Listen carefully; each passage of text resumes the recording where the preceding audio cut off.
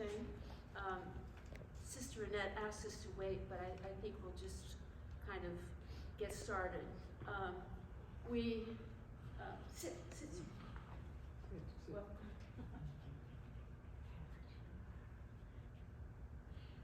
It's been a while since we have been in person, and so it might be helpful just to do a name thing.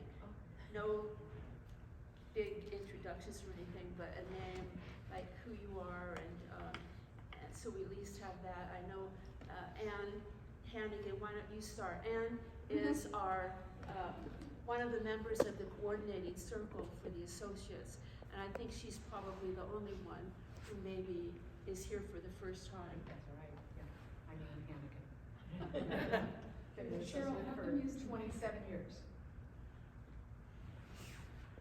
I'm Sister Karen Hosnick, and do you want me to say who it is that I'm here for? I'm a mentor for Kathleen Leiden, who lives in Grants Pass, Oregon, and hopefully she and two other women friends are going to come and join us for the commitments. Oh, nice. So we were hoping to have her here remotely anyway, so she'd be part, but it's not possible, so we will be sending her the recording, and she will be with us on the day of the commitment ceremony. So she's excited to get to meet everybody in person at that time. So, I'm Sister Mary Karen. Glad to be here with you. I'm Chris Ferranti, and I am an associate. Glad to be here with you too and see you in person. I'm Sister Pat Hutchison, and I'm really glad to be here. I just love you all. I'm Joan Rossi, and I'm an associate on the leadership team.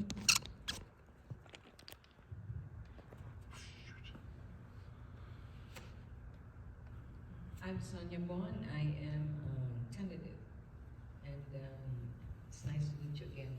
I did leave the first meeting on this. Nice to meet you.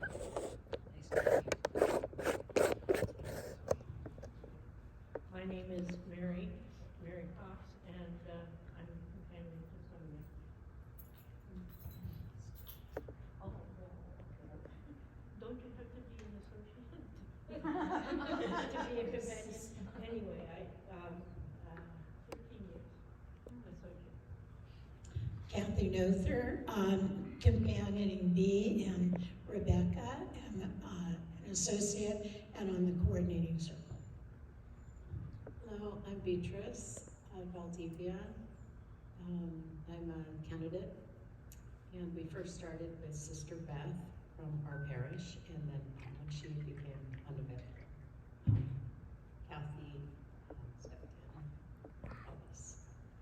Sister Annette went down to try to give her a ride up, so we're hoping she comes. Hello, everyone. My name is Rebecca. Happy to be here and see all your faces again. I'm Lava, an associate, and I'm helping with B and Rebecca. And of course, we have Sister Theresa Linehan here, who you will get to know really, really well today. And I want to thank Roberto in the back there. He is the technological team. This is a Saturday. And so, thank you so much. And I want to thank Sister Annette. She's the one, when we decided to change this, she's the one who was responsible for the setup of the library. And I had no idea until this morning that it also meant setting up all the technology and making sure that it all worked, and that Sister Theresa could get on the internet and all. So there's a lot more detail to this than maybe meets the eye. So, Who are you? I'm Cheryl McCormick, and I'm an associate, and it's been 8 years, I think. So, there's restrooms over here, and and we'll be having lunch at 12-ish, and so hope that you just enjoy the space here and get to move around and so forth. I want to just take a moment to remember that we are here because today is the funeral liturgy for Sister Theresa Linehan, and the sisters are watching that liturgy in their community room on the big screen down there. And so she was just a wonderful, wonderful, wonderful, so loved congregational leader of the Sisters of Notre Dame. And I'd like to just have anybody want to speak up a little bit about her, just a story or just a remembrance of her, something special about her. Can you hear, is this doing anything?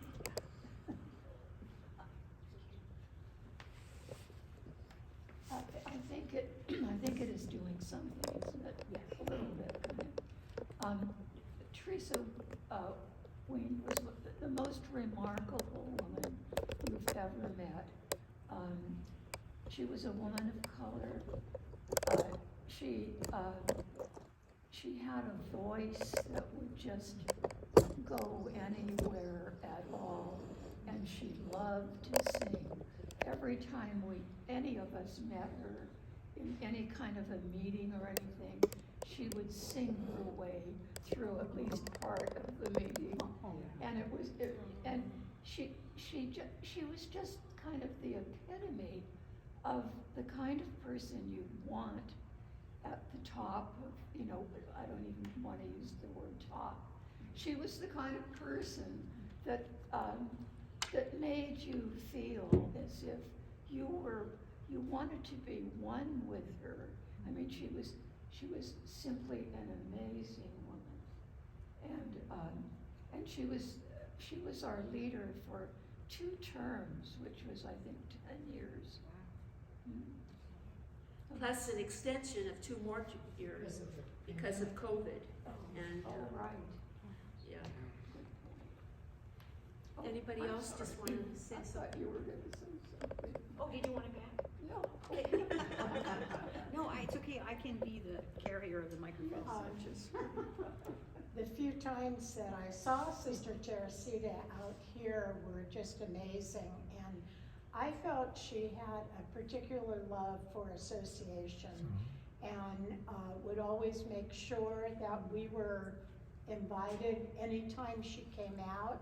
I remember coming up to Belmont and being at several different things that she had with the sisters.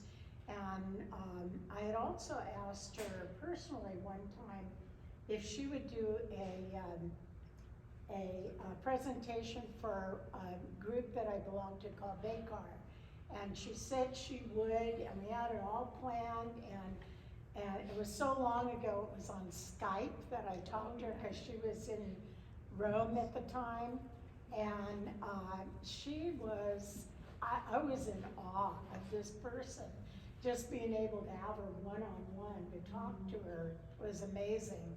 And as it turned out, she could not do it because some really serious catastrophe came up that I don't even know about, that she was very, very apologetic about, and promised that she would do it sometime, and it just wasn't meant to be. But I think we've read on many of the things that she was such a personable person. You were everything to her when you were talking to her. And the eyes would just go right through you, the heart of you, just so beautiful. So there's a link.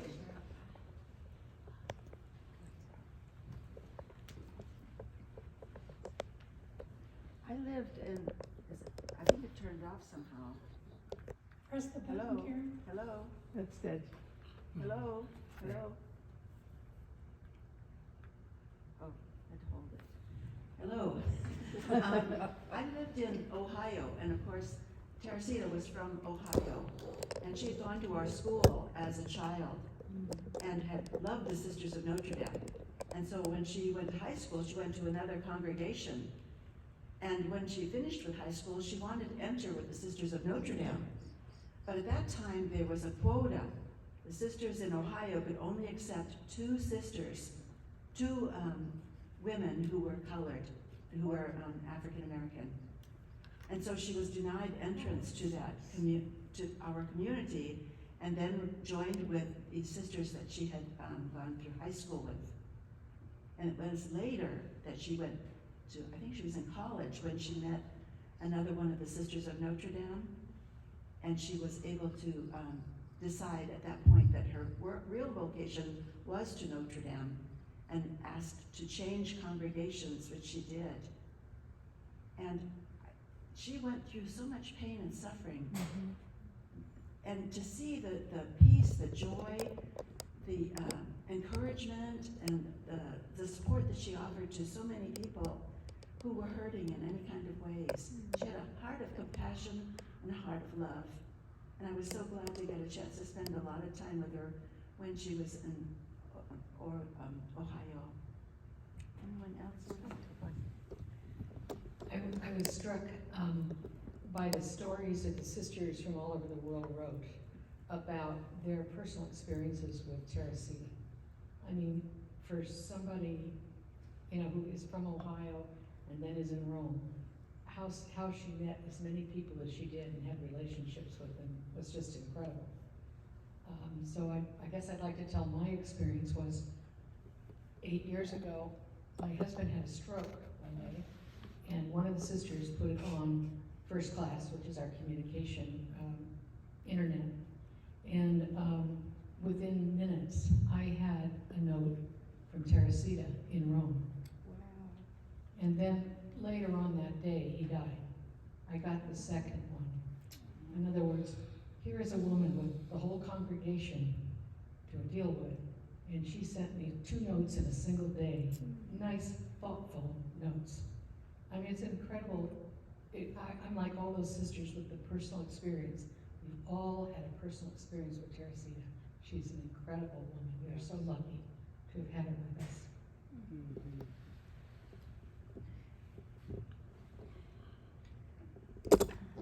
And who are you? Sister Bev? So glad you came. Thank you.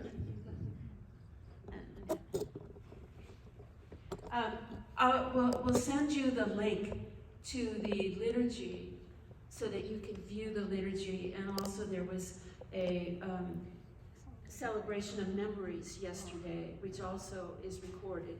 So we'll send that to you. So you can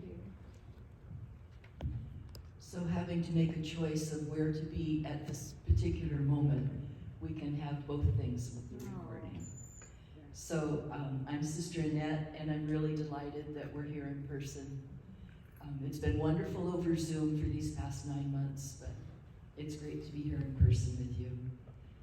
And my experience of Teresita is one of tender compassion also.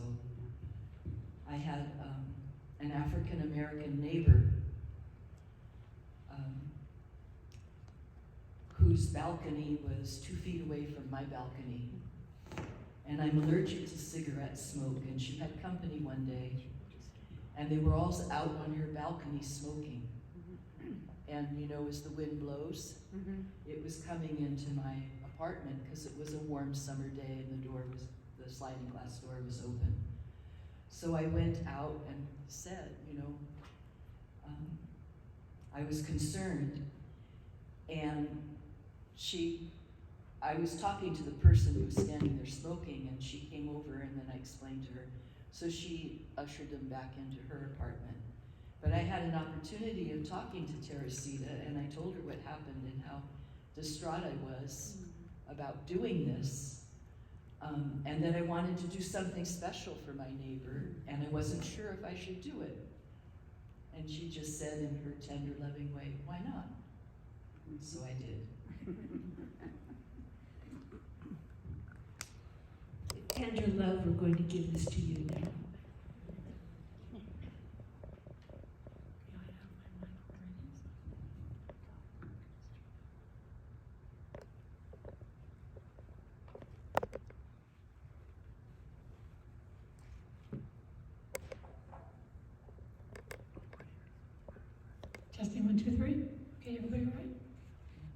So good morning. Good morning. It's been an interesting morning for all of us, and I'm so happy that we began with the memories of Teresita, because she will actually be in our thoughts and minds today as we go through our little reflection on what it means to be choose, to see, and be goodness. And at the end, we will, I will actually share one of the memories from one of the sisters in Ohio that spoke of her at the very end of the memories part yesterday. So she is definitely a part of our lives today. Her spirit is with us, and I'm sure she's looking down on me as well. So I pray for her guidance always and for our blessings for each of us. So as I was reflecting on this day, I saw this phrase, choose to see and be goodness. And the thing was, it was on a bumper sticker for the Sisters of Notre Dame. And I said, perfect. This can't be more perfect. So the word choose implies a choice.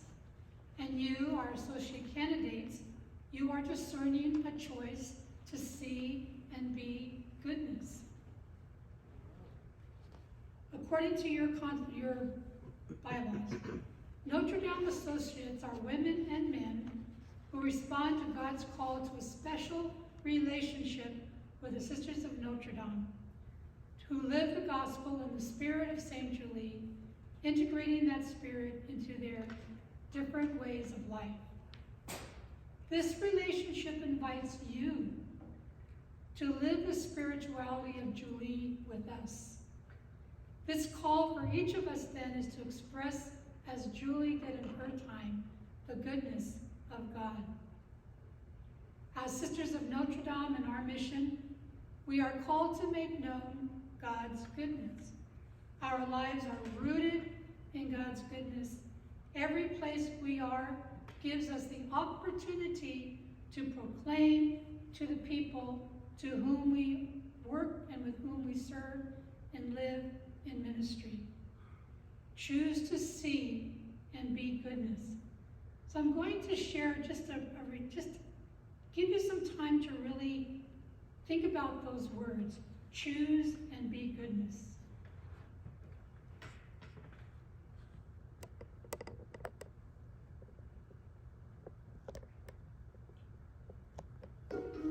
Choose to see and be goodness.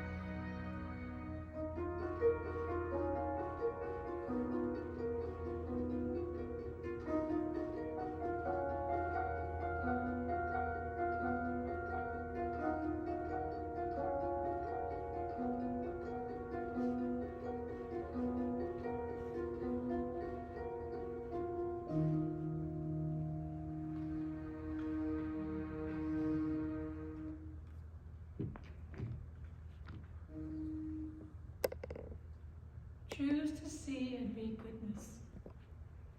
Julia's earliest recorded reference to her spirituality of goodness occurs in the letter to Mary St. Joseph, dated 1795, in which she uses the significant expression that the beauties of nature are only fully appreciated by those who have the joy of seeing God in all things. So what do these words mean to you? How are they touching you right at this moment? What do they say to you? Or do they say anything to you? Just to be with those words helps us to make a choice. In this wonderful book, I just love this book. Kathy had shown something at some point, these two books that the associates had, and I said, well, we don't have them. Sisters of Notre Dame. At least I didn't have it. So she sent me her copies. This is a wonderful, wonderful book. Look at the title. The Pathways to God. The pathway to God's goodness is about the influence that touches Julie's life, that formed her spirituality. It's a wonderful, wonderful booklet. I encourage you to reread it, to pray with it, to reflect with it, to go back to it. It's just a really fine reflection. So while reading and praying and reflecting on this book, I came across two phrases that just kind of jumped out at me because I thought this is something important. And the two phrases were Jansenistic view and Julian of Norwich. So I said, well, I wonder why that's striking me so. So the first part of Choose to See is I'm going to give some perspective on Julie's history, historical history, where she was in time. So we know that Julie was born in 1751. She died in 1816. The French Revolution was 1789 to 1809. Julie was 38 when the French Revolution began. She was 23 when she became completely paralyzed. However, already being formed in spirituality. In 1804, she experienced a complete cure. She was 53 years old. So we know that Julie at a very early age sensed and knew she was connected to God in some way. It is as if she heard her call in the whisperings of God within her. She had such a desire and urgency even then to sing, how good you are, God. Kind of reminds me of Theresa. She'd be given a talk, and she'd stop on this phrase, and she would just burst into song, just totally burst, and we would just all be amazed. How I love to proclaim your goodness, she would sing your name. She would gather the children in the village. When she worked as a farm worker, she would gather the workers. She talked with them, she prayed with them, she told Bible stories. It was always about the goodness of God. She was full of the goodness of God. All of this she was doing before the French Revolution. No reason for her to believe otherwise. She felt so connected. Even so, she received communion before most other children in that time, and also was given permission to be a daily communicant. Sorry, I missed one of the pictures. I'm paying attention to you and me. So the French Revolution, if you know a little bit about it, or even more than I do, was a time of social, political, and religious unrest. Religious orders were being suppressed. The church itself was condemned for its power and influence. The scandal surrounding the divisive theological movement of Jansenism, exacerbated by the heavy-handed treatment of its followers earlier in the century, was one reason why the church, the authority, was being attacked, because of its links with monarchy. So Jansenism was a theological movement within the Catholic Church. It emphasized and stressed that only a certain portion of humanity was predestined to be saved. The heresy of Jansenism lay in denying the role of free will in the acceptance and the use of grace. The wrath of God prevailed.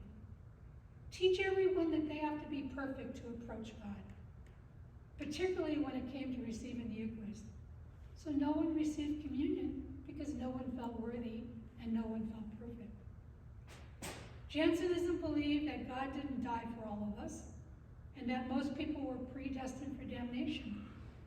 The idea that God selected only certain people for salvation before they were even born. Only the elite were saved. But the Jansenists rejected free will and man's ability to cooperate with God's grace. So all of this fear, all of this pessimism promoted a moral despair, carefree, kind of frivolous life, since personal actions had no effect on personal grace or salvation. So there was a real attitude of just, well, why bother? We'll just be who we are and we're not going to care. So the Jesuits, though, at the same time, were preaching the mercy of God. And this was seen by Jansenism as moral laxity. They didn't believe in the mercy of God. No, you're already damned, so why even worry about the mercy of God? And so at some point, the Jesuits were having problems within the church as well, and so at one point, they were also suppressed. So this atmosphere was prevailing the time that Julie was around, and she was beginning to be thinking about her own self and the order in different ways. She was having people come in when she was paralyzed. She was teaching with them. But she kept viewing God as a good God. So this is what she was contending with. And she would say, here is the solid truth. The good God asks us to do only the good within our power with the help of grace. So she believed in that help of grace. So during this time, can you even imagine what the time was like and what Julie was going through? So I'm going to go back to this letter that she wrote to Mère Julie, that the joy of seeing God in all things, the seeking and finding God is what she was doing during that time. That time was a time when people would say, or mystics have said, despair is one reason for the rise of fascism and authoritativism. Doesn't that sound familiar? Yes. It's scary. So we go back to the thing, the seeking and finding God present in all inactive things was an Ignatian influence as well as a Jesuit fathers of the faith. Specific grace of the religious apostle consists in loving consciousness of God present and operating not only in the depths of the soul in prayer, but in the whole of creation, and more especially in the field of his apostolate. God is in creation in various ways according to the level of being. Bird, animal, tree, plant, all have a soul and a life and a spirit that gives us life and a spirit to be okay with who we are. The world is charged with the grandeur of God. Heaven and earth are full of glory. This is really a mystic's view of life, of world, nature, God, and others.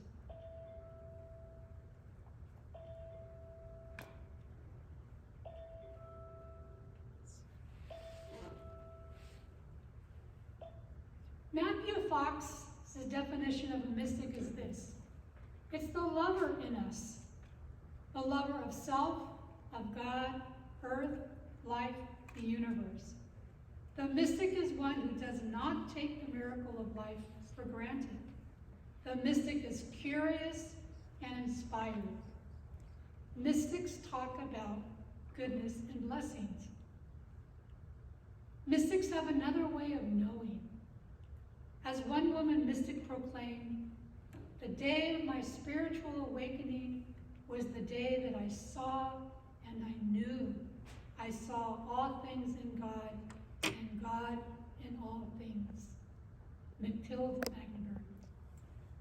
The French Revolution was a worrisome time, a time of misinformation, of being pulled between one belief and another.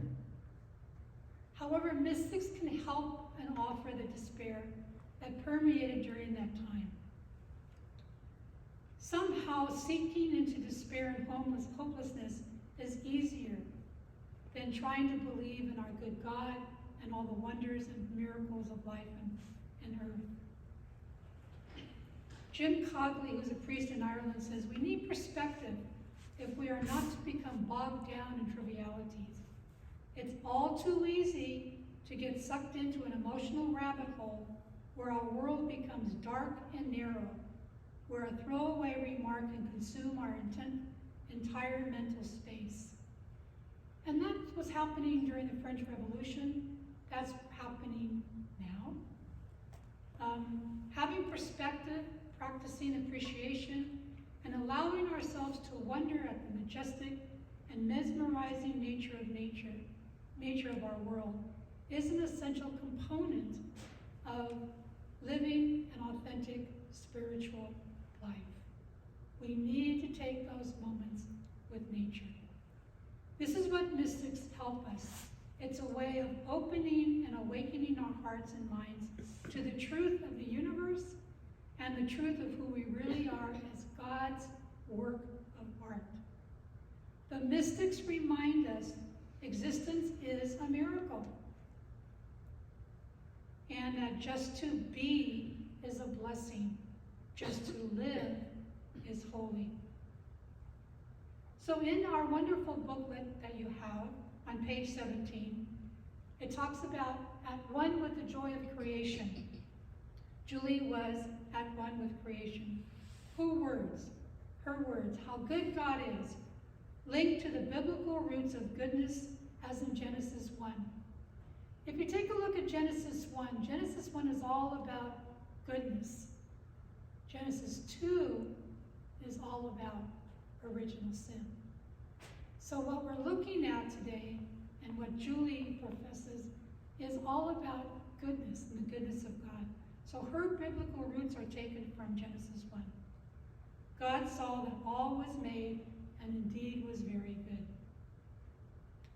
When she was paralyzed for many years, Julie's heart was already dancing the dance of joy in the Creator, the dance in which all creation unites in a praise of the one who continues to create all beings in goodness. So this awareness of creation again is very much a mystic view, which brings me to the next phrase, Julian of Norwich. On page 19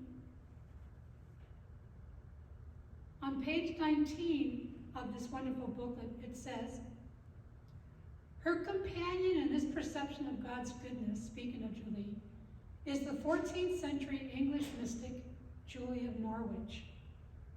Although it is unlikely that Julie would have read the account of Julian's visions, called Shewings, how close these two women are in their mysticism, choosing to see goodness. God is in everything that is good as I see, and the goodness which everything has is God. Julie Norwich. So why is this so special for Julie? Julie also lived in a time of turmoil as well. She lived during the Black Plague. And if you know and remember anything about the plague between 1346 and 1354, of course we'll remember, 50% of Europe perished. Now, we have gone through the pandemic of COVID, and we know how detrimental that was globally. And this was centered in one country. So during, let's see, lost my place.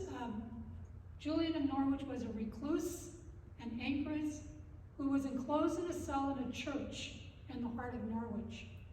People from far and near would come to her for advice and just spiritual guidance.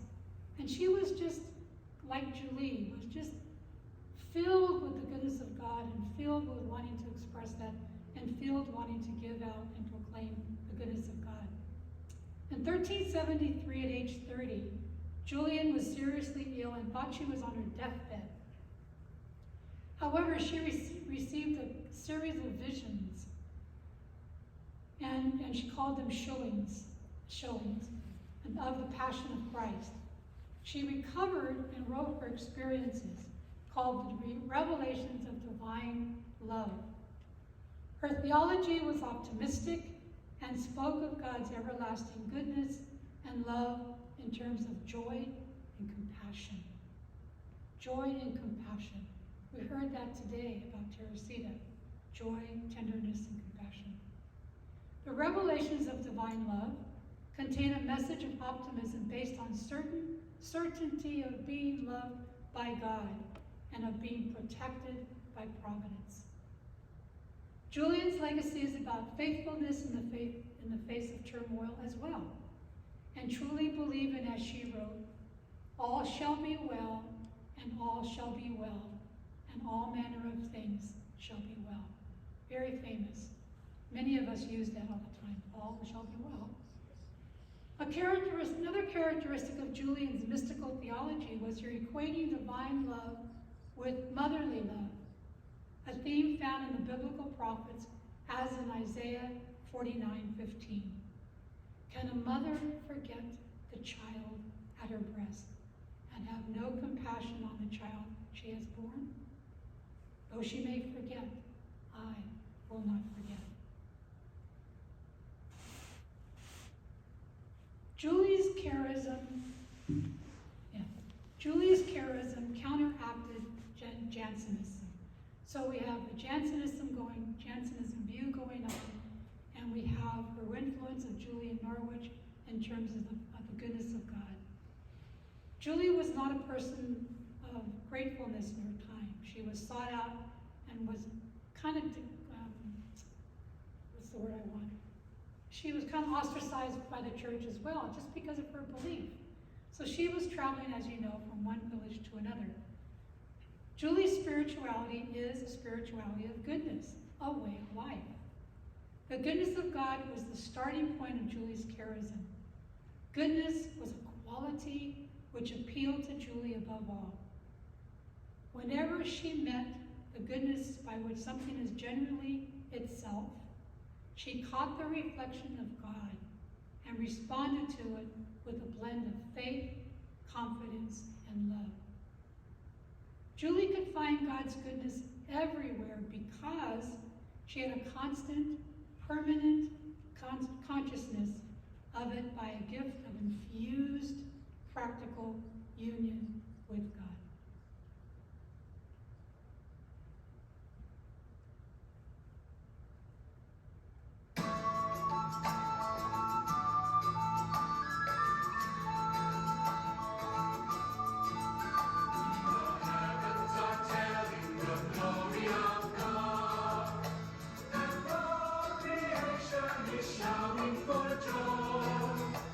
Come dance in the forest, come play in the field.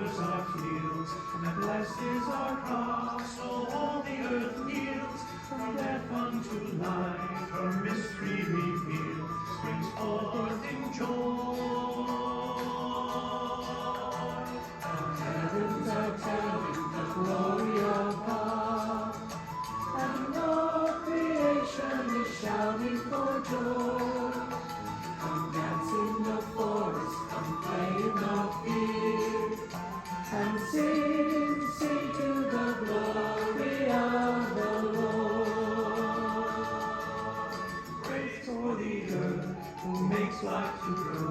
The creatures you made to let your light show. The flowers and trees that help us to know the heart of love. The heavens are telling the glory of God, and all creation is shouting for joy. Come dance in the forest, come play in the field, and sing, sing the glory of the Lord. Sing, sing to the glory of the Lord.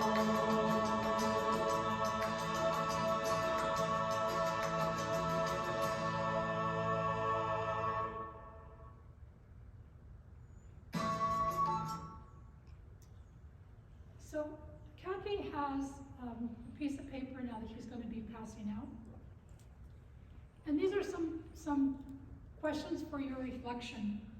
And I invite you to take some time and really take some time with the questions, or even just to be just to be. So the questions are, and I don't have them in front of me, of course. Oh, here. So what is goodness to you, or to me if I'm looking at the question? Where do I find goodness? How and where do I appreciate goodness? If I were to create a practice of looking for goodness, what would that look like? How would I choose goodness to look like in my life right now? How has God shown goodness to me? What are the wonders of nature that most remind me of God's goodness? What is bubbling up within you right now? And what has touched you? So I invite you to take a walk or sit here or whatever is easiest for you, to gaze the world with intention. Inhale deeply the grandeur of God, just like Julie in her time. Choose to see goodness as a beautiful deer walking outside. You can reflect on any or all of these questions, and they're all kind of similar, so you know you don't need to answer them all. Or choose just to be. And I would like to really give you some, 20, 25 minutes, and within that you can get another cup of coffee or a snack. And when you return, we will come back and we will share, the candidates will share with their sponsors, and then we'll take some time to do that, and then we will share as a group, okay? And then we'll just get ready for lunch. And because lunch is going to be here, we don't have to be walking anywhere, so we can really take time to do this, because part of being on retreat and part of discerning is to be in prayer. And so this is our time for us to help you, to give you that space and the time to walk in prayer and to be with God in the presence of God, of our good God, as well as you can be at this moment in time. I would ask you to be silent right now, to go wherever you want, and then we'll come back here. It's 11:02 by my clock. So if we're gathered here at 11:30, then that will give you enough time to really reflect and pray and come back at 11:30. Okay, is that all right? Mm-hmm. Any questions with that? Do you have any doubt that the spirituality of Julia's goodness? Question? Yes. Are you writing something? I have none, sorry. I don't have any writing. Oh wait, I have a couple. Here, I have some right here. A pen. Oh. Here, you can have two. a couple of pens. Anyone else need a pen or pencil?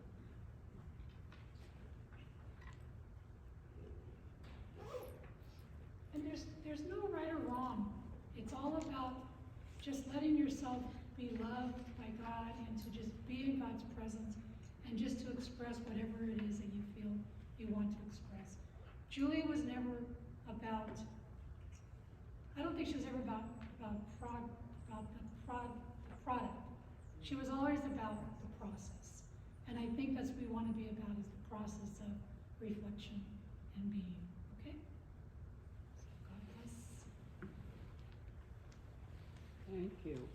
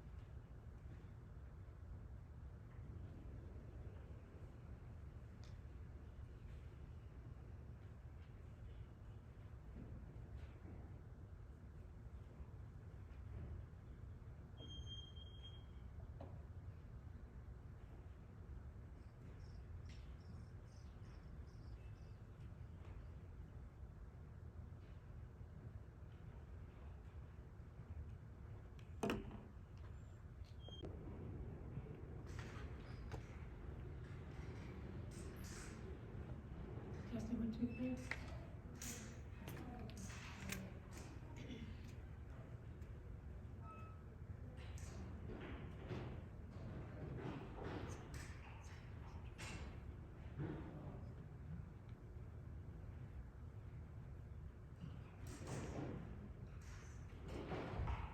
testing.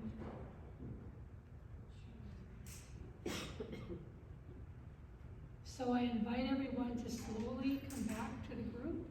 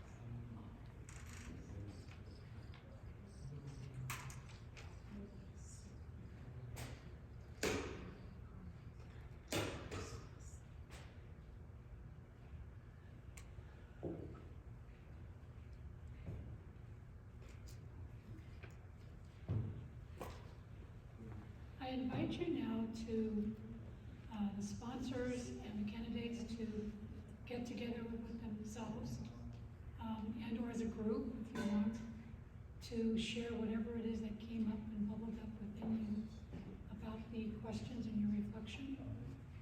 And I invite the associates and sisters who are not a sponsor or a candidate to be, to form another group or to join a group just for this time of conversation and sharing. So let's take about maybe 10 to 15 minutes. I'll kind of see where people are. And then we'll take about 10 minutes after that to share with the larger group what it is that bubbled up within each of you or some of you. And again, there's no right or wrong. You don't have to share.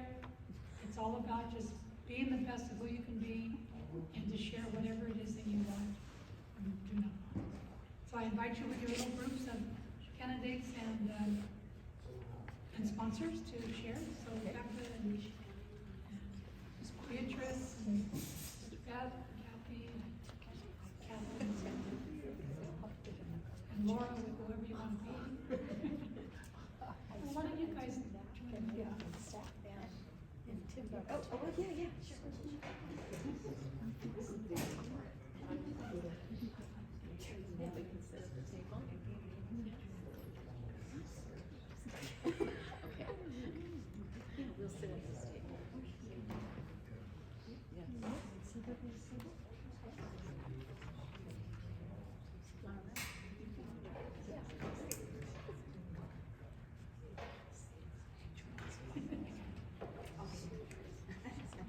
This conversation between Laura and group.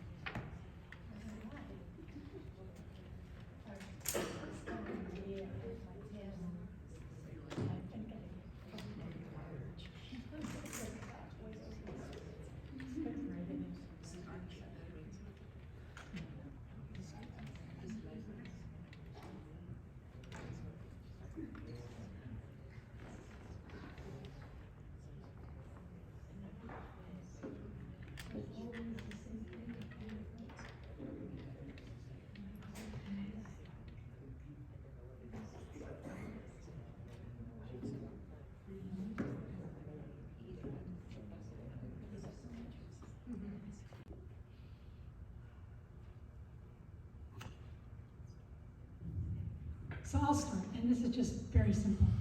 But you know, I'm waiting for everybody to come, and we're calling twice. But I was really enjoying hearing people share. And I think that's really part of community in terms of being with each other and sharing. But as I went over to Karen and to Anne, Karen was telling me that she wrote her thesis on Julian of Norwich. And I love Julian of Norwich. And so, and I have a lot to learn still with her. But one of the things is that she was way, way ahead of her time. And Karen, you just want to share what you shared with me? Just, yeah, come on. Don't be shy. Because it fits so well with Julie and her spirituality. Yes, Julian of Norwich, I was introduced to her when I was in my master's, working on my master's, and chose her feminine dimension of God to write about. That was what my paper was on. But in Julian, she talks about the sin, the vision that she got, mentioned that sin is like a servant who loves to do his master's job, is off doing everything for everybody all the time, and suddenly falls into a pit, and his master picks him out of the pit. Now, that's a totally different God than we are being taught. You've sinned and you're sinners, and you've got, the whole idea of Julian is saying that sin is not what it's all about. Sin is not what it's all about. It's the joy, it's the life and the service, the ministry, the love, the compassion. So it's a little bit different than what I said to you, but we still don't get that message. Our church is so full of confession. It's every other day it seems like they're in confession. And sin, sin, sin. And it's like, my God, when are we going to learn the lesson? This woman back in, was it the 15th century, spoke about sin as being a mistake, an accident, something that happens, but we pick ourselves up from it, or God picks us up from it and helps us to become the better people that we're supposed to become. And also, I think Julian was one of the ones who really talked about the dualism in the church. You know, in the church there was always a separation of nature and spirit. And what we're seeing now are the mystics are really kind of coming back into vogue. And they're saying there's no distinction. It's all one. And it goes back to, of course, to my Native American indigenous spirituality, which we're all one. There's no distinction in that. So slowly and slowly, it's not, sin is not everything. It's more to life about being and loving and seeing goodness and finding goodness than it is about belittling ourselves because we've sinned. It's again, we go back to Genesis 1, all about good. And original sin was in chapter 2, Genesis 2.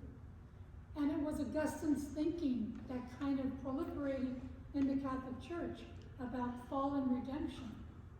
We're not about fallen redemption. We're about loving and creation and ongoing creation. We are all being created in love ongoing every day. And that's what Julie and the mystics are really, really trying to help us with, I think, in this day and age. So thank you, Karen. I shared how, I'm one for the dictionary, so I went straight to the dictionary's definition of goodness. And it said, you know, biblically it's not to be with sin and stuff, but ultimately it is choice. And I thought, yeah, that is. Goodness is choice. And being angry isn't necessarily bad. It's like where you put it and how you use it. And, so you're, looking at the questions and like a spiritual practice of looking for goodness is just gratitude. Like, just appreciation and gratitude that we do have a choice. That choices can be made that are life-giving. I see that in students. I shared about a student who was mainstreamed in the classroom, and he had an outburst, and I asked him to go outside, and his parent and I asked, what's going on? How can we help you? And he said, everybody's just so kind to me. And he couldn't understand how that could happen because he was never given people around him in his home life that made choices that were life-giving. And I wonder whatever happened to him, but yeah. I'm just so grateful that there was an environment for him, and his parent was there, I was there, but the fact that he could recognize there was an alternative, and it was like, oh, yes, and now he can make a choice. Thank you.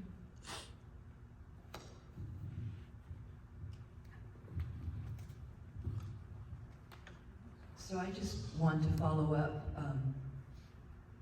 with the idea that all of creation gives God glory. Everything, the rocks, the mountains, the hills, the trees, the sea, the flowers, all give God glory through instinct. They are created to be what they are, and they live the fullness of what they are. And we humans are the ones that are different. And God has given us choice. So we have to choose to give God glory.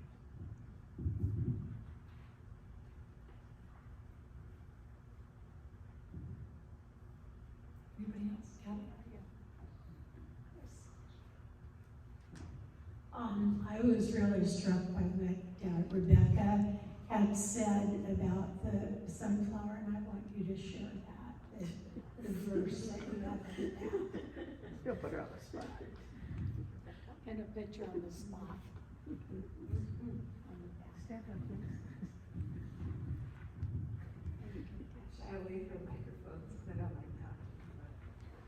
It's okay, you're among family. I'm not the best with words, so I drew a picture of a sunflower, which has been an important symbol for me throughout my life, and I just found that it was meaningful to come across it again here as I joined this community.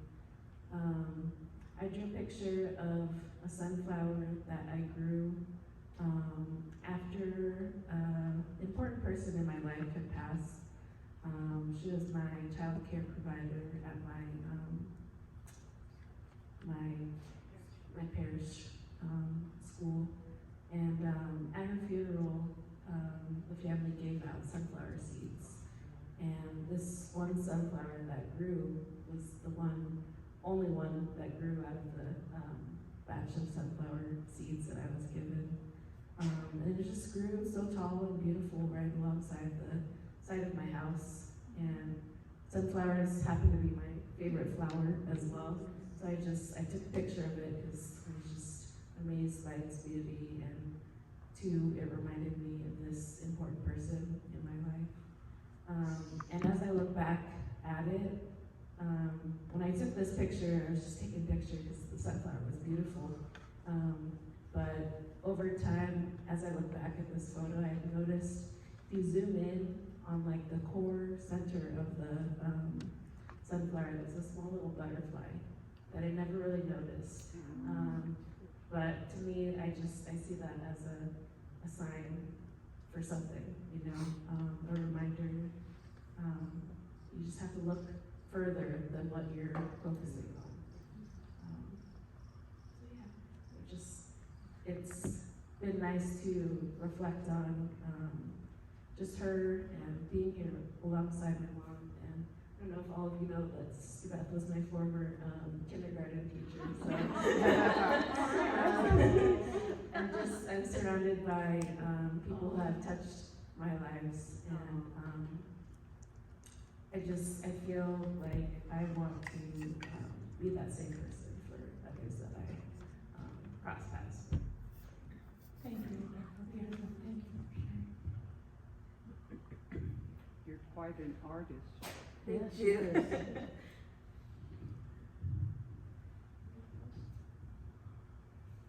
Anybody else?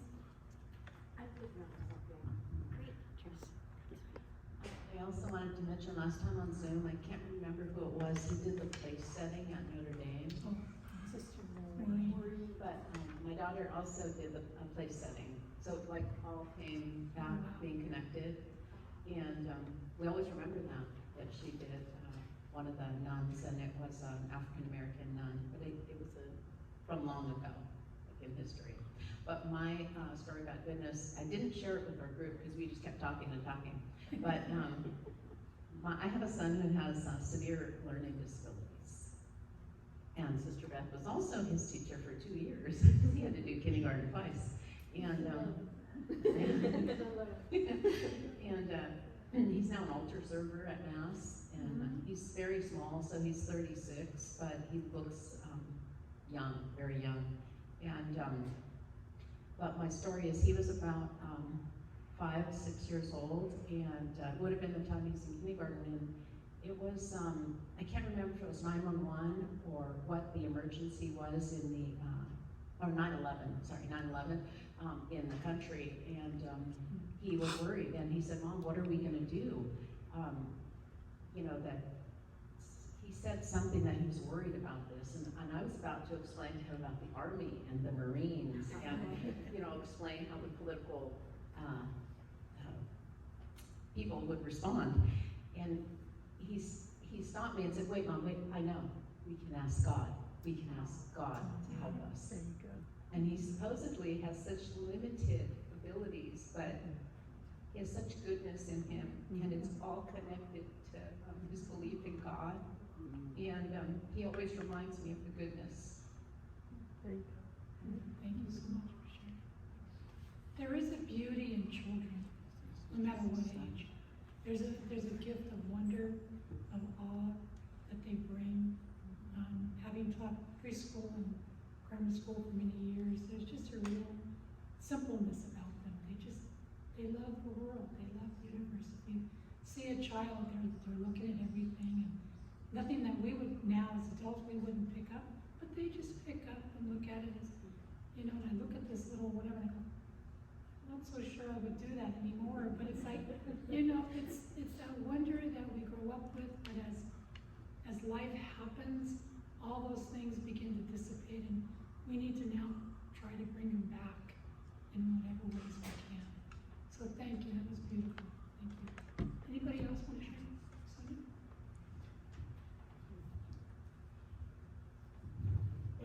Since you talk about children, I work with preschool children. And Hold it closer. Hold it closer. closer, right here. And we have a child with special needs, and you know that the intervention is not to separate the child from the others, and it's inclusion. And I'm a general ed teacher, and so with my teammates. So we have somebody helping us who is a certified teacher with special needs, certified special needs teacher. And this is a child who it takes about 5-6 months to assess the child. So we had him since August, and he seems to have a sensory integration disorder. What he loves to touch, and there are times that when he is really when he has a kind of attack, he would just go pushing everybody, pushing all the children. And so what we have to be alert and just hold him, and redirect him to do a particular job. But at the same time, their children already, other children are crying. Some of the last night it happened. So we were like there was a train wreck on a rampage. but yeah, and but after that, after all of these things that these strategies that we have done, that we had done from what we've learned, when everything is all done, we just say, as if nothing has happened. And when he leaves, he says, hi, Miss Sonia, goodbye, Miss Sonia. So I'm human, although I'm a professional teacher, and is continuing to learn to be one. And I have to find goodness in him. And so with the other, my other teammates too. It's a challenge, but he's now, he will have his assessment on May 17, because I'm a diagnosis school district.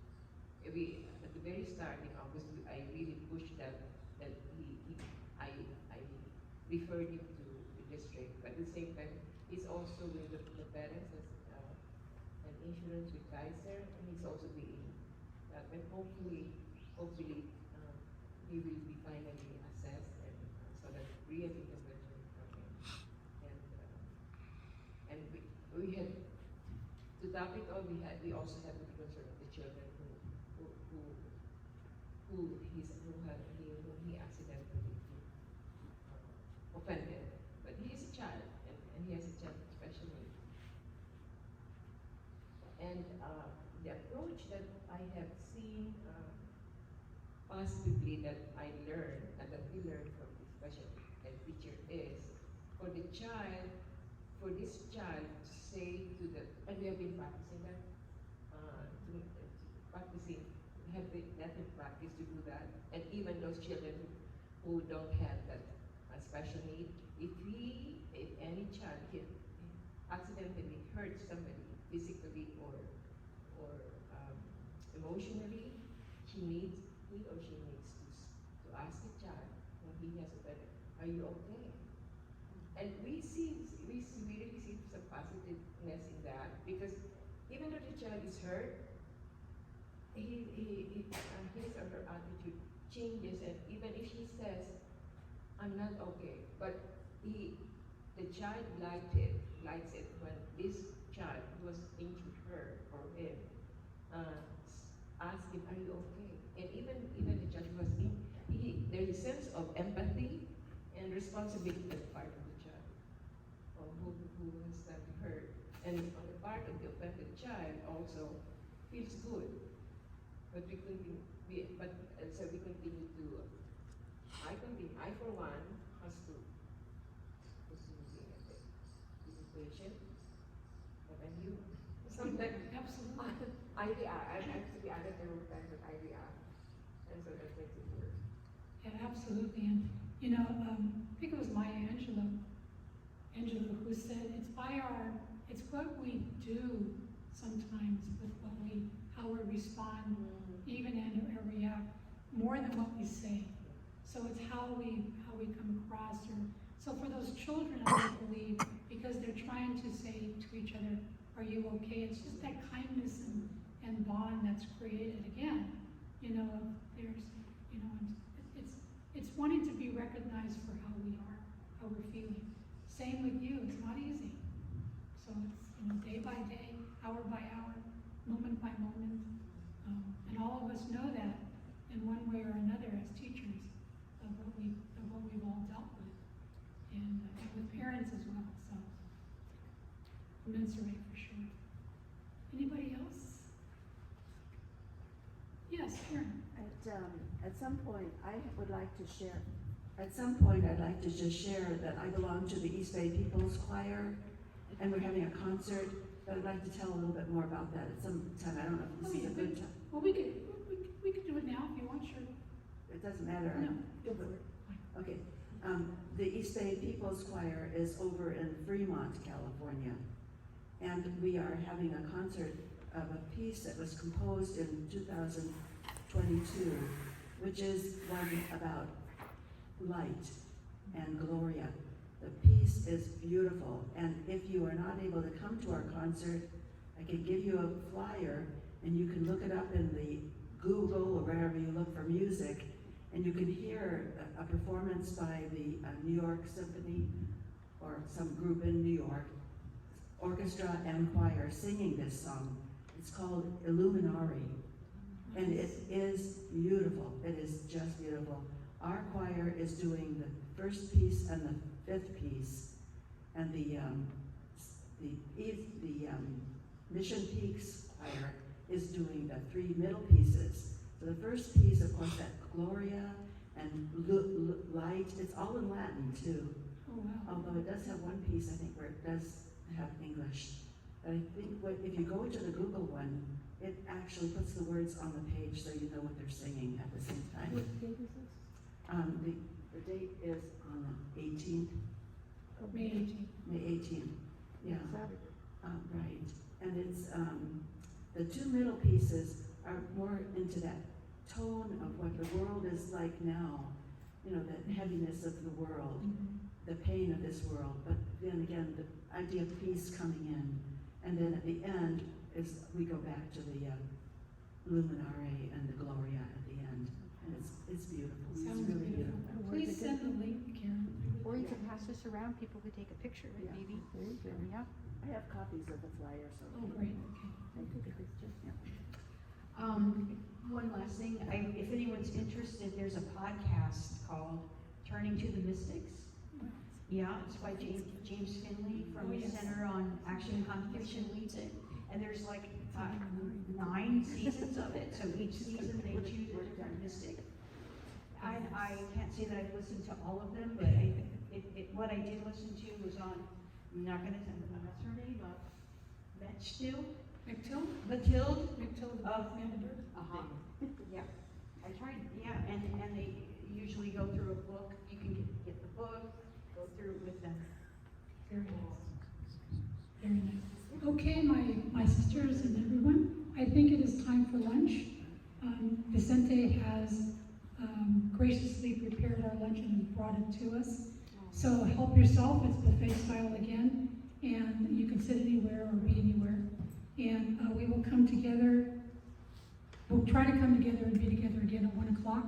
So just feel free to just take this time to eat, share, be whatever, and we'll come together at 1 o'clock. Más o menos, okay?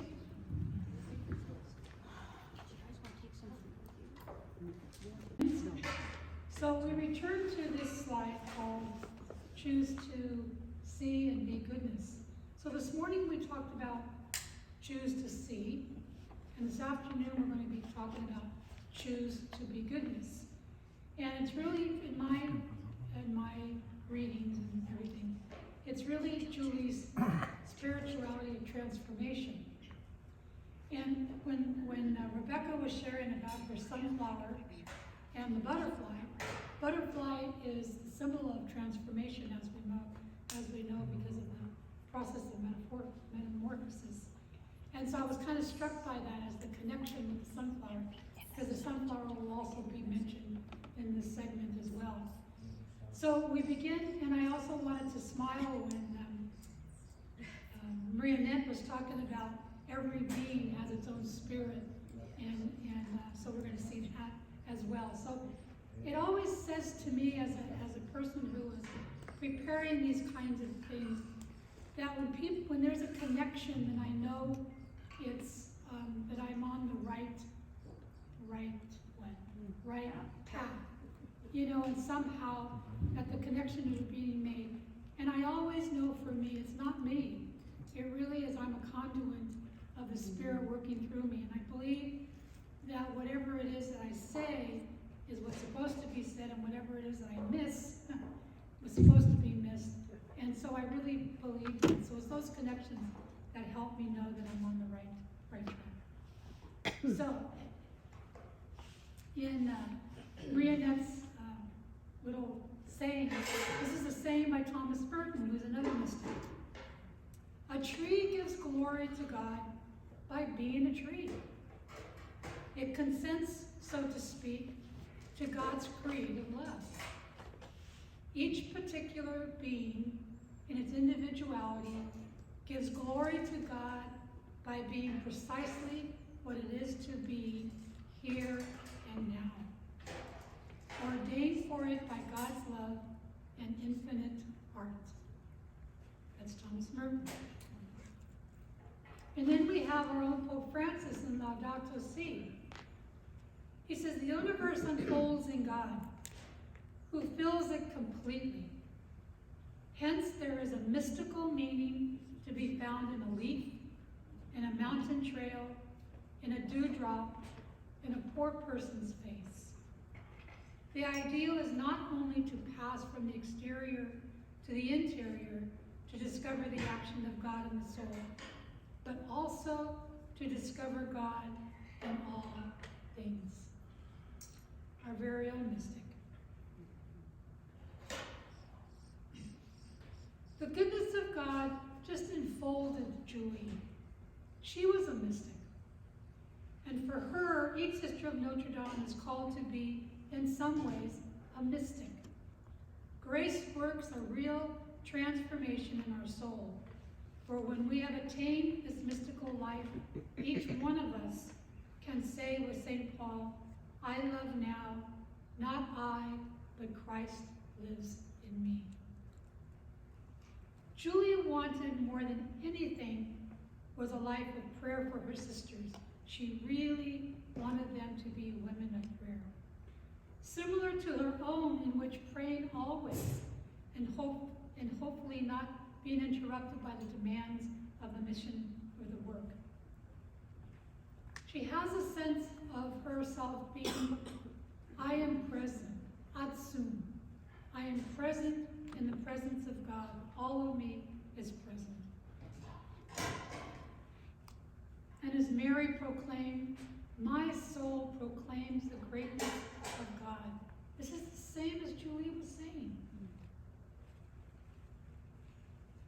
Like Mary, whose name, can you see that? Can you see it? Like Mary, whose name we bear, we are called to hear the word of God and keep it.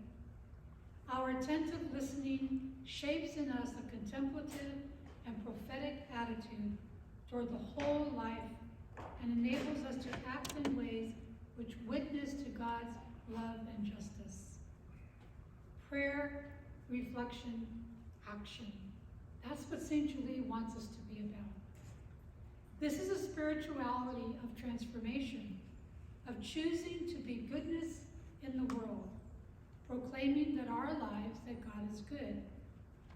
We need an interior life of prayer. Prayer, meditation, mental prayer, and interior prayer, contemplation was woven into the very tissue of Julie's life. So much so that it was just taken for granted. And she led others with an ease.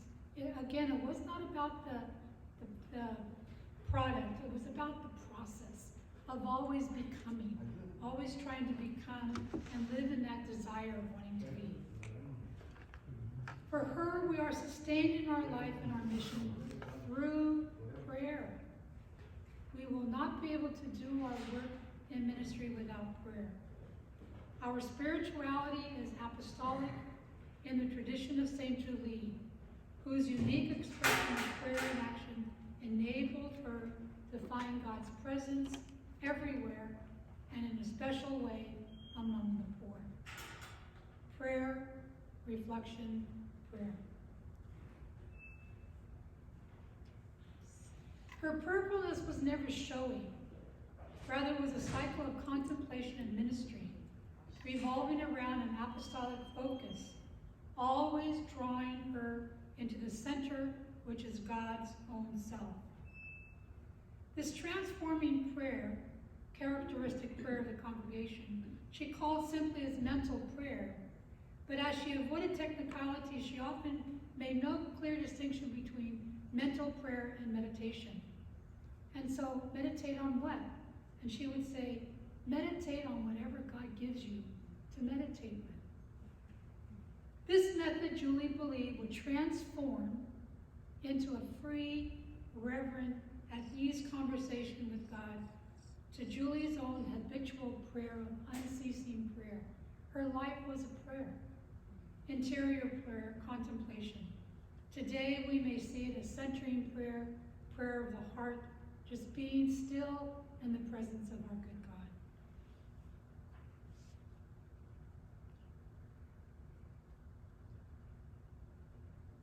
God. Again, she was very easy with the sisters. She was stern about wanting them to be women of prayer, but she eased them through with a good sense of a good attitude and virtue.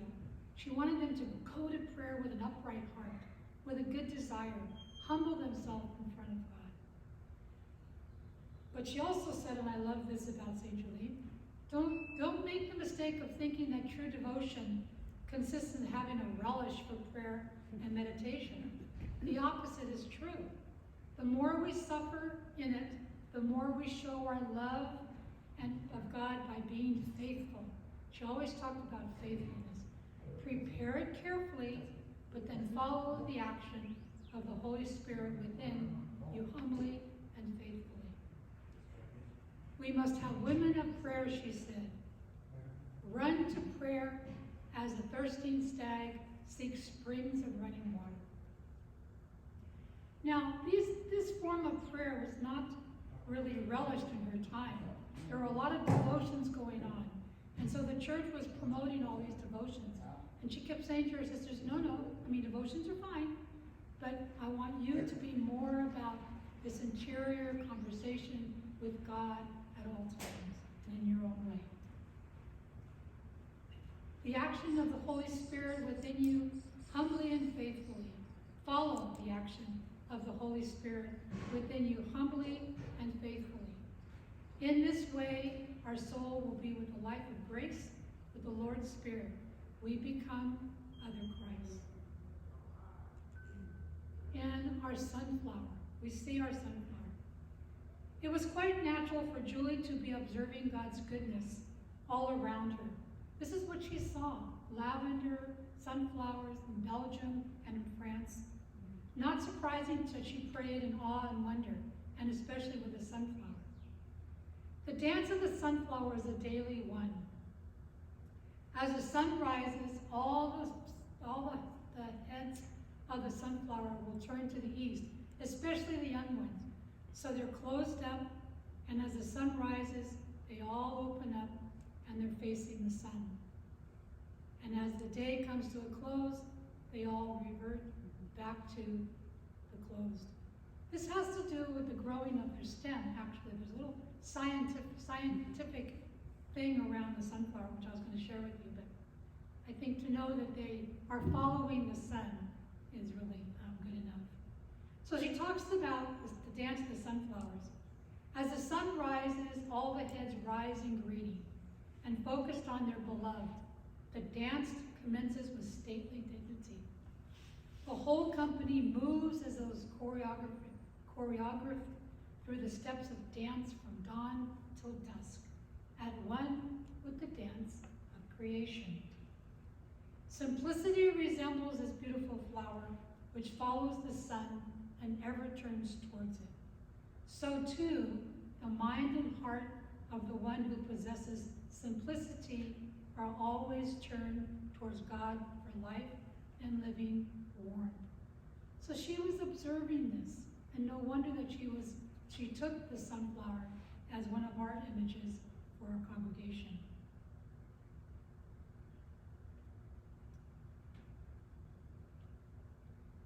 Proclaiming with our lives that God is good.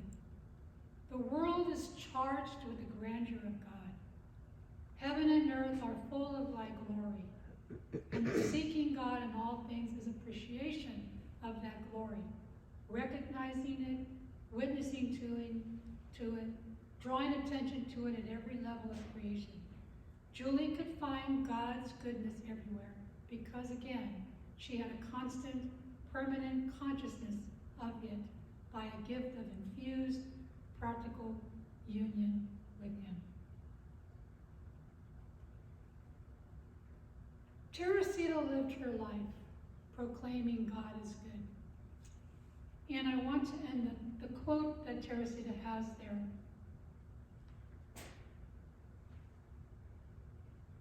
Now is the moment, day, era, to be in a place where God dwells in mystery in order to make goodness known in the world. This was her closing message of the chapter in 2021.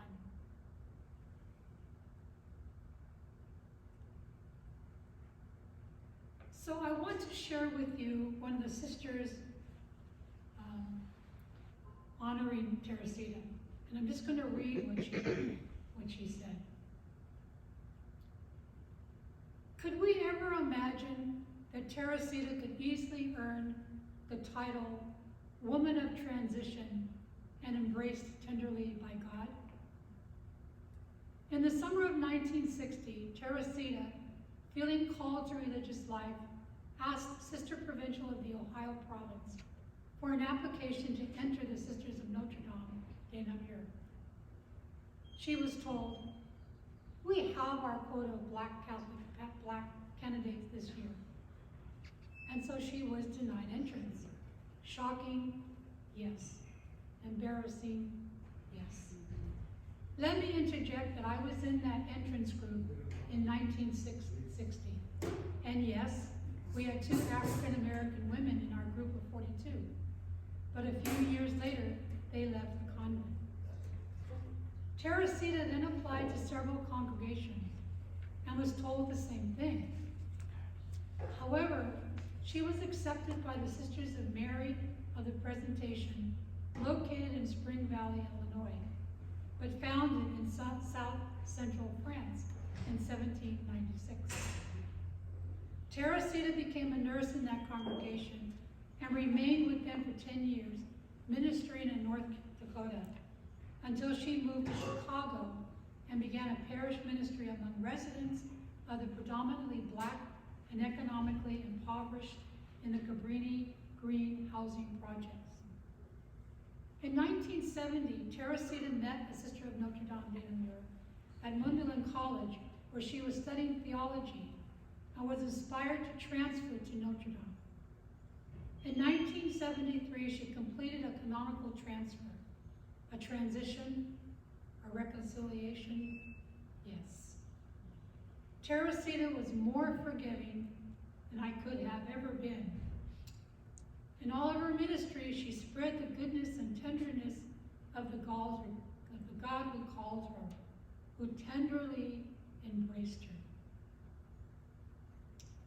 As we know, Teresita was elected to serve on our provincial team, and this is Ohio, and then as Mother General of our congregation, not only for one term of 6 years, but 2 terms plus an extra 2 years. Isn't it ironic? Isn't it a mystery? Isn't it a miracle that the stone rejected by the builders became the chief cornerstone? A woman of transition, yes. Tenderly embraced, yes. And then she goes on to ask Teresita, Teresita, please forgive us for rejecting you, and thank you for coming back. You have been a blessing to us and a model of loving kindness. We hope that you have felt the outpouring of genuine love over the years, and especially during your final journey. We will miss you, especially our loving, gentle, and all-inclusive presence. Teresita, rest in peace, that peace that emanated from the depth of your soul.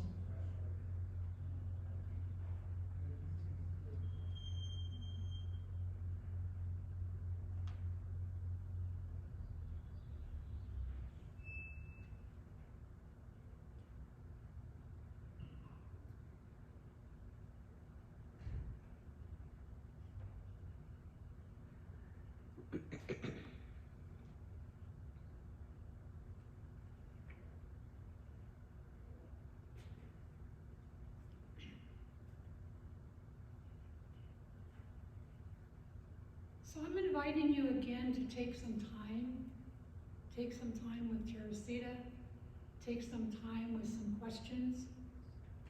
And I didn't put these questions on the screen, so I'm sorry. But the questions are, it has a sunflower. Choose to be goodness. Wait on God in the silence of our praying. I love that phrase. Wait on God in the silence of our praying. So the questions are, and again, you don't have to answer all of them, just to be with them. How would you describe your spirituality prayer life? Is it the same as it was before? Is it different? How do you pray? How or where do you find space for prayer in a busy life? Can you identify moments which lend themselves to contemplation?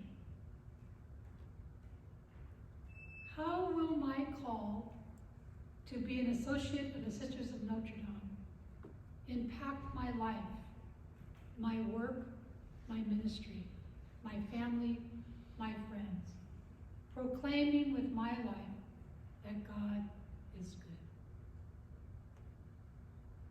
So again, I ask Kathy to please pass these out.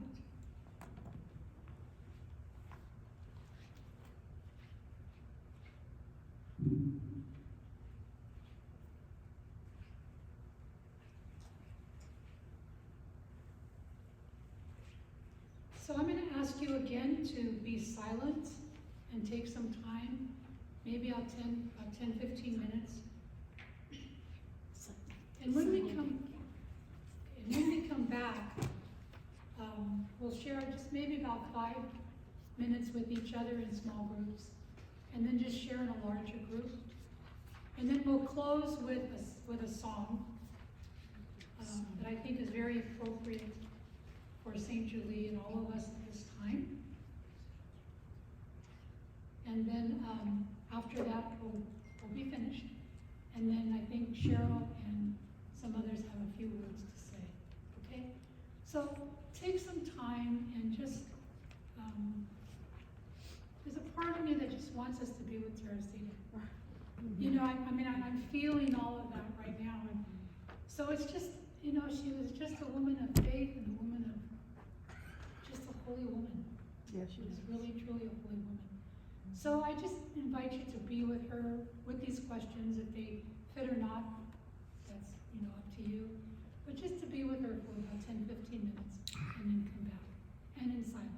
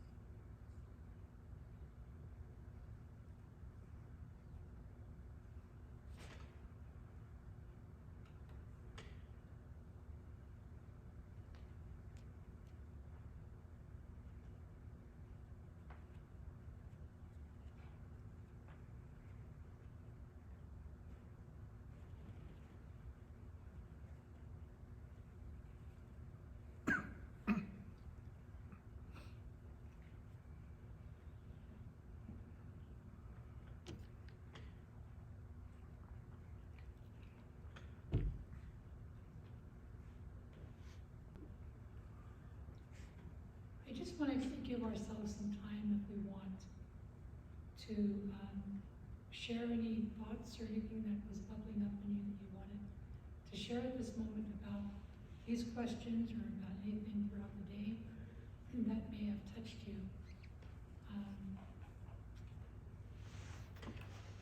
Just share if you want to, and if not, that's okay too. So it's always, sometimes we can't share what's deeply within, and that's okay.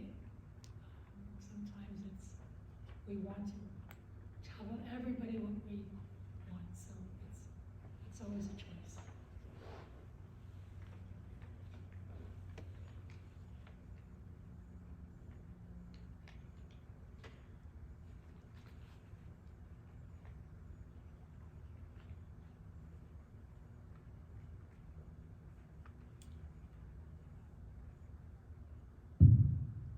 So is there anyone who would like to share something?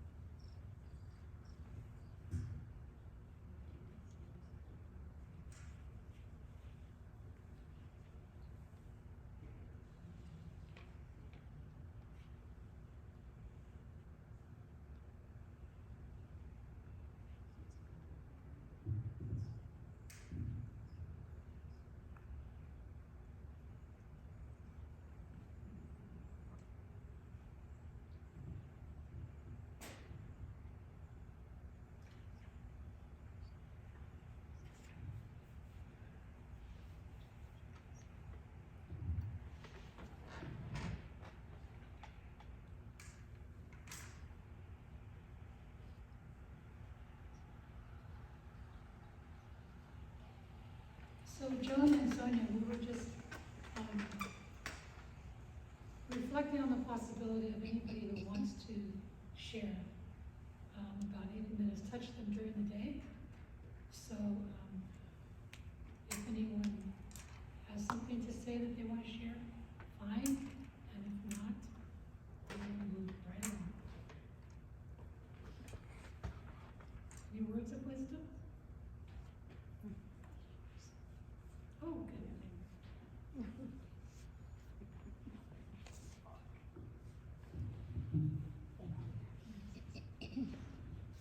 I'm just looking at the last one. I've been an associate for a long, long time. And I really feel that it has impacted my life totally from the day Joan Burke suggested I become or find out what this is all about. And it has evolved so much from almost 50 years ago. And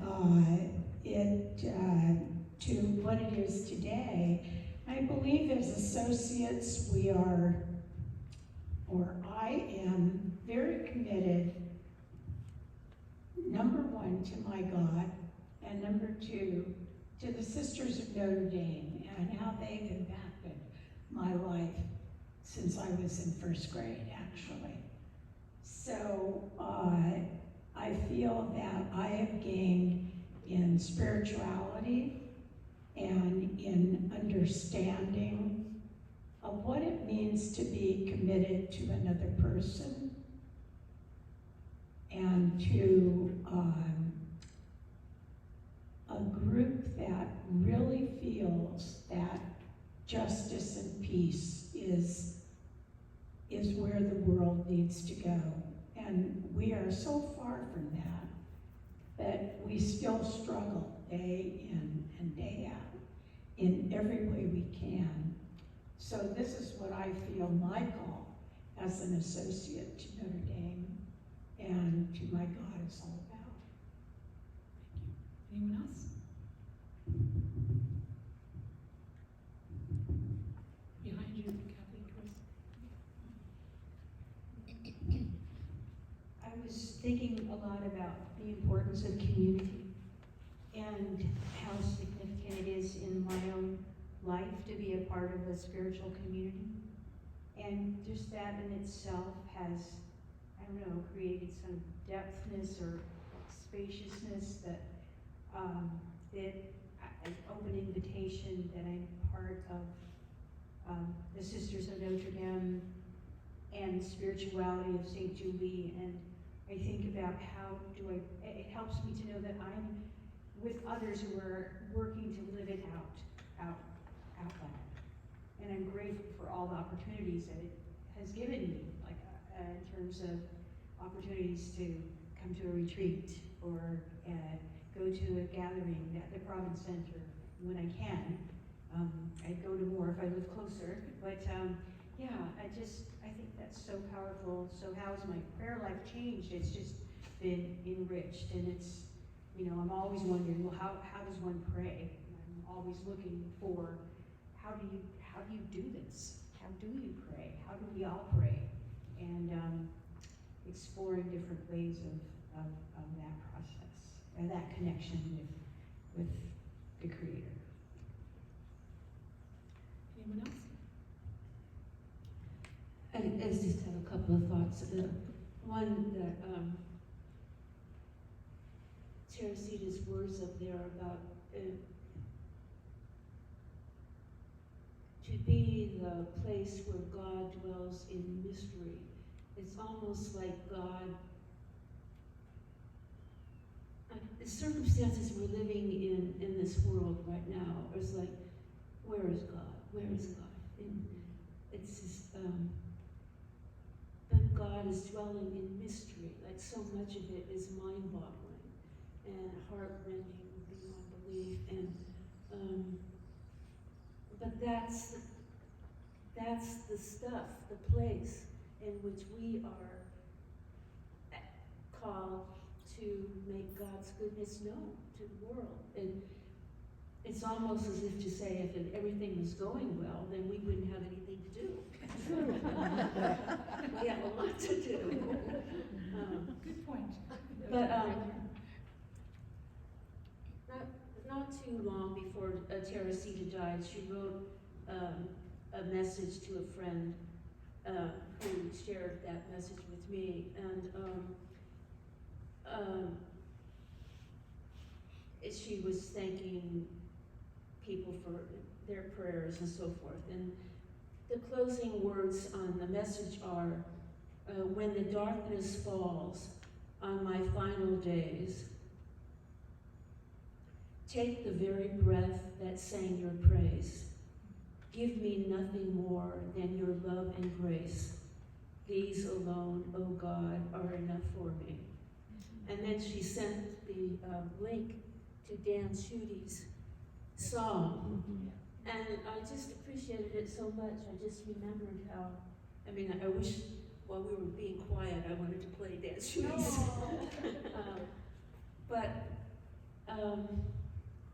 Yeah, the sushi pay, and I guess I was reminded that that's the prayer I just want to get back to.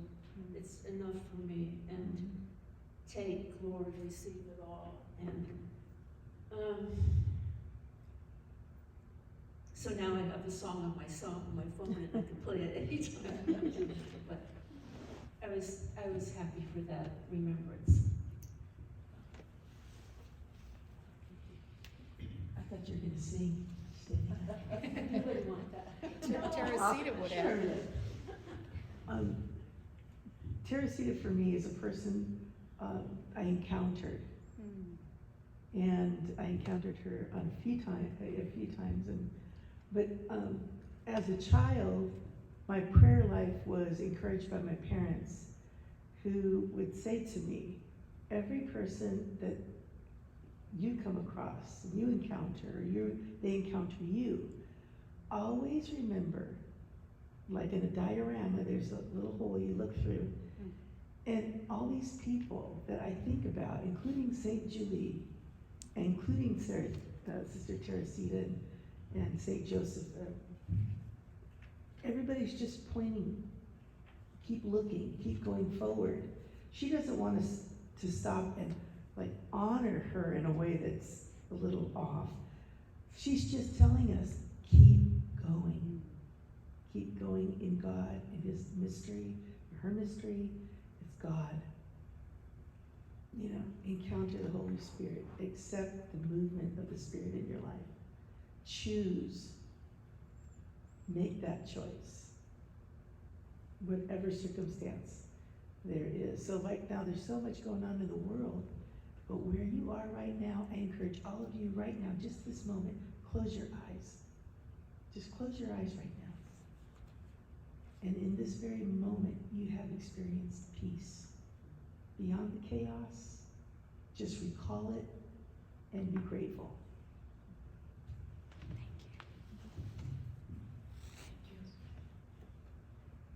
Anyone else? I was struck by the last question. How will my call to be an associate impact my life and my work/ministry? The first impact, I think, was when my work became ministry, when I became an associate. It's just a different way of looking at what you're doing, but it makes all the difference in the world to just change that word. And then you have my family, my friends. I think all of that was impacted. Certainly my daughter, my husband, and who I've chosen to be my friends. I mean, it's not just a commitment or a one-day thing. You are joining an associate community in connection with the Sisters of Notre Dame. And that's going to affect who your friends are, who you journey through life with. It can do that. In other words, it's a choice you need to make as to whether or not that happens. But, I look around the room to Laura. I've known you more than 30 years. Yeah. I see a lot of other people that I've known in that same way, Kathy certainly. And it just makes all the difference who you hang out with and what you can talk about.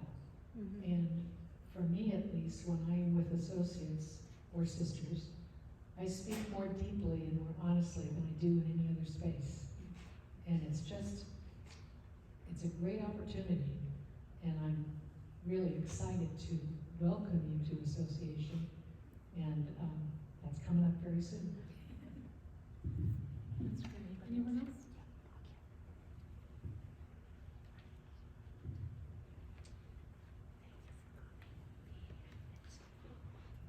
It seems like everyone had something to say once Kathy started us all off. But my answer to the question, how do you pray? When I take my dog for a walk in the morning, I pass by this house that has a big Mary statue with flowers and everything. So I feel guilty if I pass it without saying a Hail Mary. And so I do. And so Mary has always been an important part in my life. But one little story I have about my daughter is she was adopted.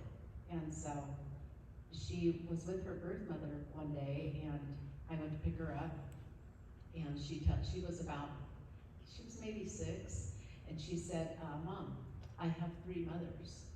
And I said, oh, okay. And she had always known she was adopted, but she would forget that who it was, or who, what her name was, or everything. And I said, okay, so who are your 3 mothers? And she said, you, my birth mom, and Mary. And so it brings me a lot of comfort that she felt that way, and hopefully still feels that way, because when I'm gone and her birth mother's gone, she'll still have a mother.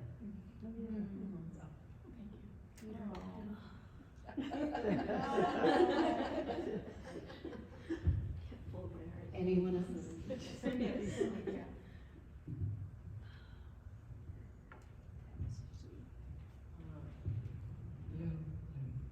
Speak into the mic. This has been really a very good afternoon. Coming back, the campus is CND campus, it was CND when I was here.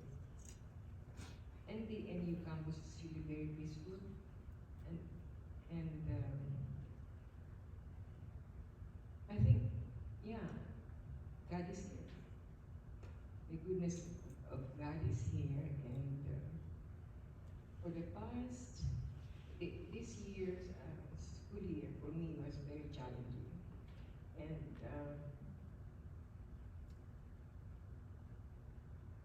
ending the school year, I mean, teachers, ending the school year thing, others think that's, it's really over. You still have to be working the very end of the last school day. And this past few weeks was also, while there was so much chaos in the classroom, I think that I had, based on looking for goodness, there was still goodness within the chaos in the classroom. And coming back like today.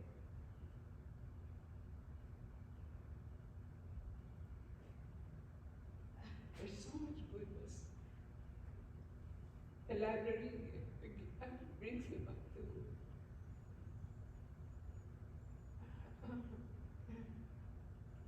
it brings back memories. I've spent so much here in the library.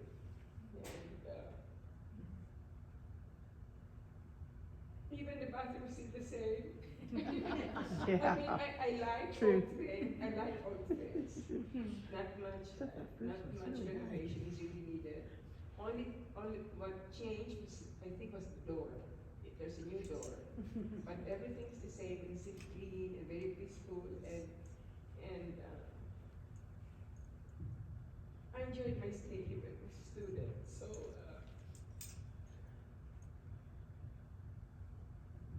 Thank you for the afternoon. Thank you really for this afternoon.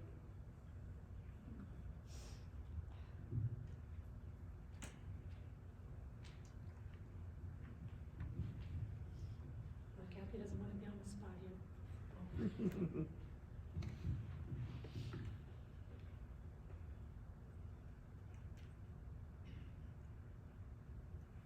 Well, thank you to all. Thank you to all who shared. It always helps when somebody kind of starts and then people feel a little bit more comfortable. So thank you. And again, I cannot be touched by the coincidence or the providential whatever of two things. One is that I never wanted to work with the associates. That was never in my thoughts. It was like associates, okay. I mean, I was busy with doing my own thing, so whatever that was. And so I don't even know how it all got started, but I really enjoy being with you. I really enjoy having the sense that I'm helping to facilitate this formation. It's just a real gift, and it's like, talk about following the Spirit. It's like I just kind of stepped in and rocked with it, and okay, so here I am. So I'm grateful to how we started this, I have no idea, but I'm grateful to be here. But the other thing is when Cheryl was reading the message from the friend about Teresita, we are ending today with the sushi pay. Oh, there you go. And again, it's that affirmation of the Spirit within me that says what I listen to is really okay, and I have to go and I move with the flow. It's all mystery, because sometimes I'm thinking, why would I want to put this or whatever? But I knew that the sushi pay was the right thing. I myself use sushi pay, and many of our sisters did, for their vows. And so it's all part of our life. And so I wanted to become part of all of our lives, because I think it's very important with the whole idea of grace and love is enough. And I think Julie was trying to tell us that, continues to tell us that. Teresita is certainly telling us that. And so I just want you to be with this and pray with this sushi pay for all of us, for each of us individually, for our community as Notre Dame, and for the world and for peace in the world. So with that,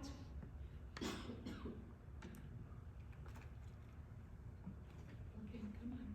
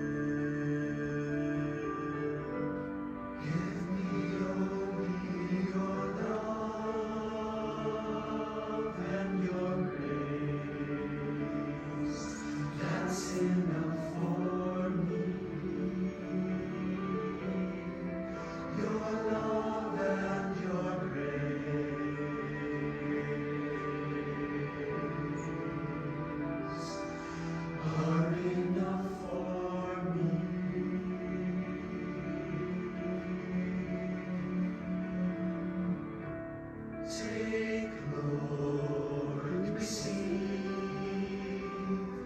all I have and possess.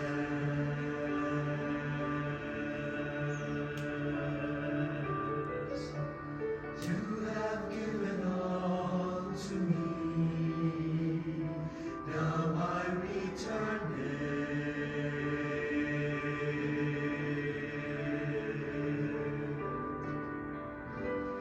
Give me only your love and your grace. That's enough for me. Your love and your grace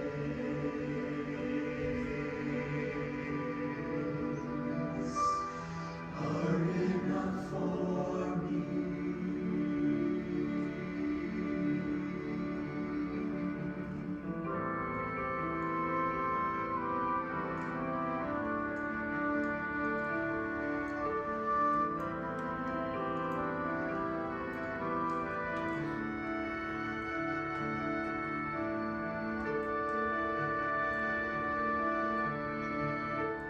Take, Lord, receive,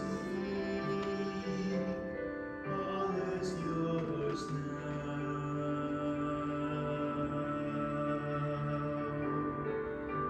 Dispose of it, wholly according to your will.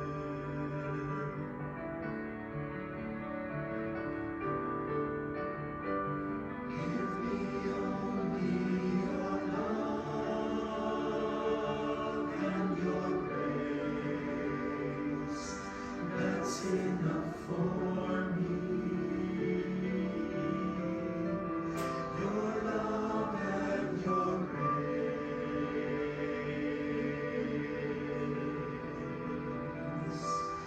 are enough for me.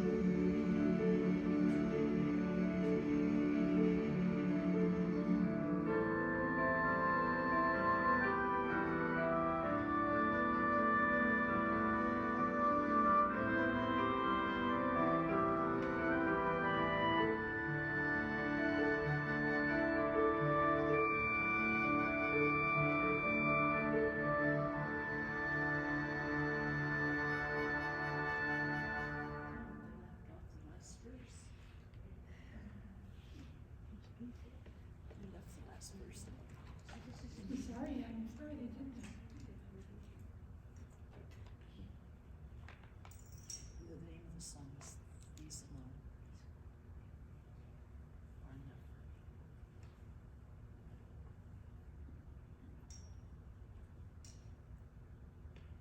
Lord, receive it, laughter associated with this prayer. The name of the song is These Alone.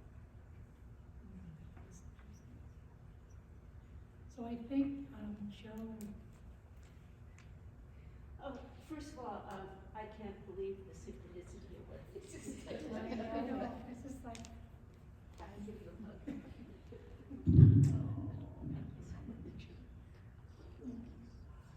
Thank you, Theresa, for this beautiful day you've crafted for us and led us through, and you're just the embodiment of everything that you speak.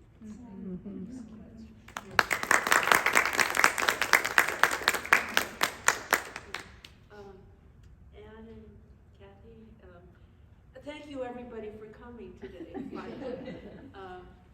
But I wanted Anne and Kathy to speak to you just before we go.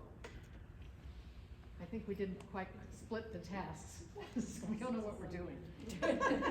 But I just do, go with the flow. I do know that the basic message is that we're really excited to have you join us. And we're looking forward to June the 1st at 1 o'clock at the Province Center. And we hope you'll come about a half hour early so everybody's comfortable with what happens, so you know what to do. So 12:30 on June the 1st. And if you have any questions about it, we'll be in touch, so. At 12:30, June the 1st. Invite So your we can families. practice. Invite your families. You can invite Oh, invite your families, of course. There should be a a group. Now, the thing is, when you come, try to see one of us when you get there, because there'll be so much hugging and craziness in there, in that space. It's really a lovely event. I mean, it's just really lovely.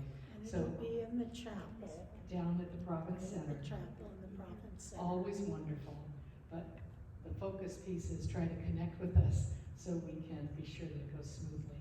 I don't know, Kathy, do you have something else?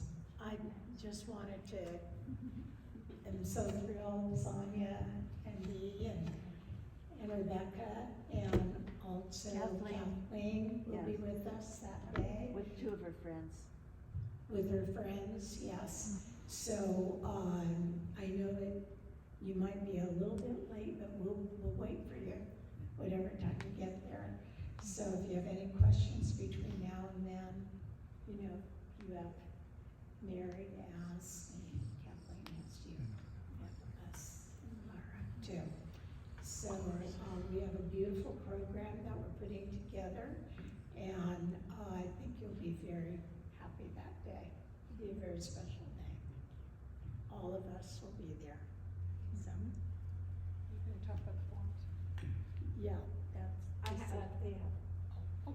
You already talked about that. And Roberto, thank you so much. Thank you. You saved a lot of nerves today. Thank you.